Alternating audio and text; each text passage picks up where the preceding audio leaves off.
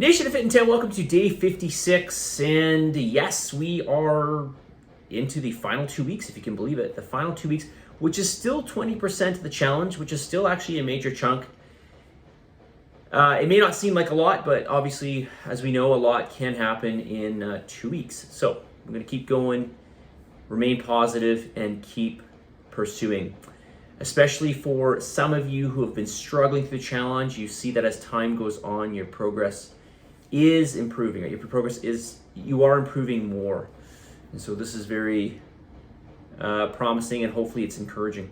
All right, question, cleanses. I have practiced and studied yoga and Ayurvedic medicine and have used the advice of different alternate medicine modalities throughout my life.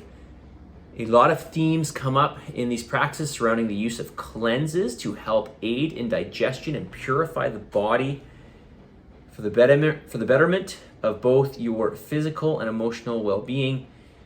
To your knowledge, are there any benefits to doing a colonic cleanse or any other that can ultimately benefit your well-being?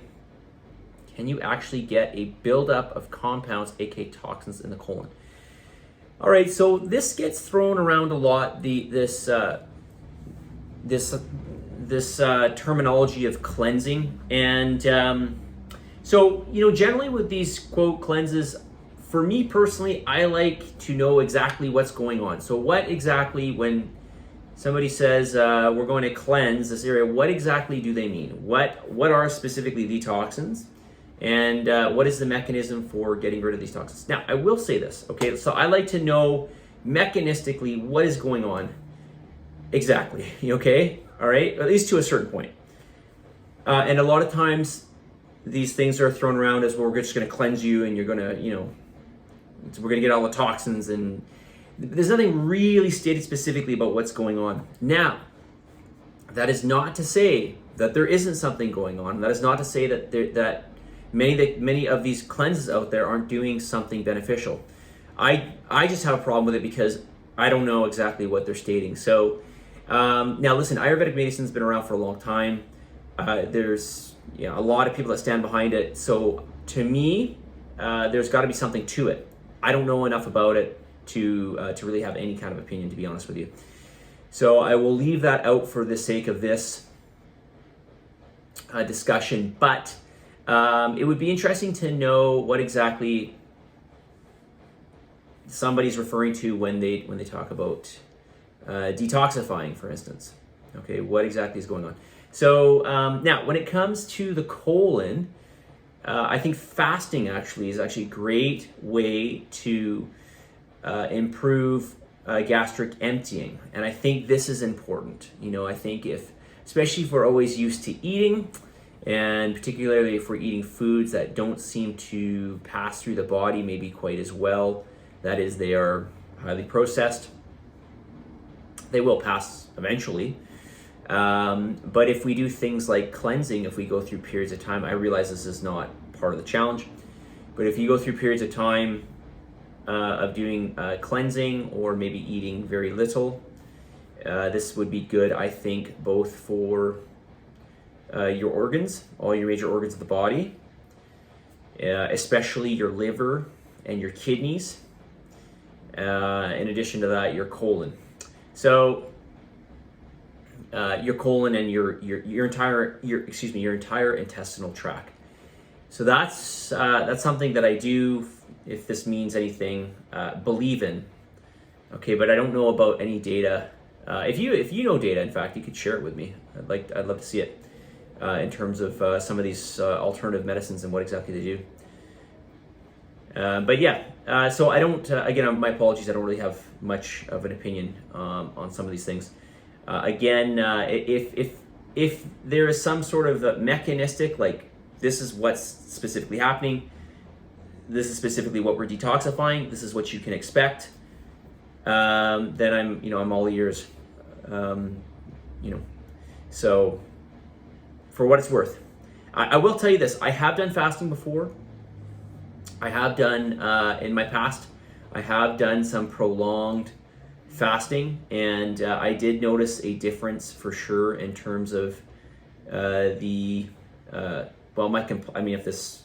this means anything, my complexion was different. I thought the coloring was different in my face. I felt that after that, I was certainly much more responsive to food, which makes sense, in fact, because you will build up some insulin sensitivity, definitely, if you fast. Okay, 5.5 minutes. Okay, let's get to some more questions here. All right, this person asks, all right, I did answer this question, but there's a second part to this. So what do you do when you're sick? I answered that the other day. Just accept the setback, or try to add in more workouts in subsequent weeks. Okay, for the sake of the challenge, if you missed a week, you could add in one extra workout per week, just to kind of, because we've got a limited time here. Generally, I wouldn't say this. All right, so if you're just doing prolonged training, you don't have any major goal, or you're not stopping at any point, like this challenge has got an end date, then I wouldn't worry about this. But if we got this end date that's coming up here, then sure, you could throw in an extra workout, and I'm happy to get you into an extra class during the week, because you guys are only limited to 3 classes per week. Okay, well, that's for the in the gym classes. All right, moving right along here. All right, I talked about another question about injury and illness, but I already mentioned about that. Or I already talked about that. This person writes, getting in more water. Sometimes I forget to drink water in the day and end up having to have quite a bit of it at night to get the required volume. Okay, so don't do this. Don't do this, because it's gonna wake you up through the night, and you're gonna be peeing a lot. The idea is just to get moderate amount of water spread out through the day. So don't try to consume a bunch of water before bed. It's just not a good idea. It's really going to disrupt your sleep. All right, I'm going to read this out here. This is just under additional comments. Two resistance training, I guess probably sessions at the gym, but going to Kamloops on Monday for work. So I ended up doing the Sunday workout on my own due to lack of time, but the same workout emailed to us.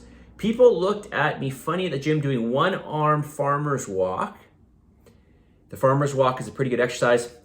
I will have to do it the same for Monday. We'll do the leg workout at Gold's Gym in Kamloops, and Friday and Sunday back at Train on Main. Okay, so just a note on the farmer's walk. The one-arm farmer's walk is actually a great exercise for building up the small musculature that basically radiates out from your vertebral column, and these little muscles help to essentially stabilize your torso.